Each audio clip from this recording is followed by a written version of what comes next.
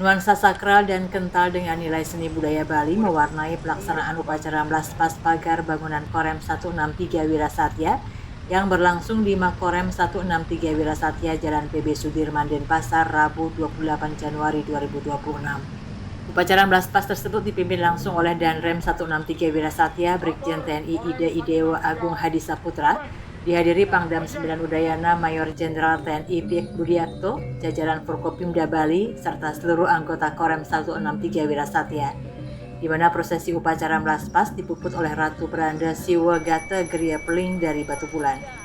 Kepala Penerangan Korem Kapen Rem 163 Wirasatya Mayor Infanteri Dewa Madeoka menjelaskan, Mlaspas merupakan upacara penyucian secara niskala terhadap bangunan baru sebelum difungsikan. Ia menerangkan kata Mlaspas berasal dari dua suku kata, yakni melas yang berarti memisahkan dan pas yang berarti cocok.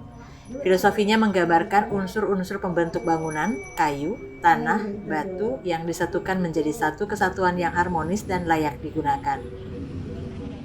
Dalam rangkaian peresmian pagar Korem 163 Wirasatya, Pangdam 9 Udayana Mayor Jenderal TNI Piek Budiakto bersama Danrem 163 Wirasatya Brigjen TNI Ide Idewo Agung Hadi Saputra turut melakukan penandatanganan prasasti. Dalam sambutannya, Danrem 163 Wirasatya Brigjen TNI Ide Idewo Agung Hadi Saputra menegaskan pembangunan pagar Korem merupakan wujud komitmen pribadi sekaligus institusional dalam menjaga kewibawaan dan keamanan satuan. Ia mengenang bahwa pagar tersebut telah berdiri sejak dirinya masih duduk di bangku SMP, sehingga menurutnya menjadi tanggung jawab moral untuk menyelesaikan pembangunan pagar tersebut saat dipercaya menjabat sebagai Danrem. Danrem menyampaikan pembangunan tahap awal difokuskan pada pagar utama, sementara sisi kanan dan kiri akan dilanjutkan sesuai rencana pembangunan lanjutan.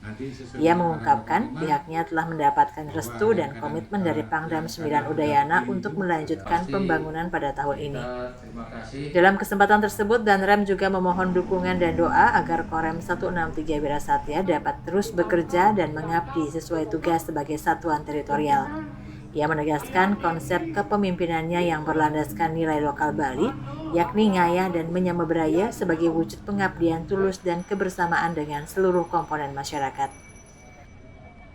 Kami mohon doa restu, semoga Korem 163 Wirasatya ini bisa tetap berkiprah, tetap berupaya, tetap bekerja sesuai dengan satuan kami adalah satuan teritorial. Konsep kami sebagai seorang Danrem adalah satu, ngayah dan menyamubraya.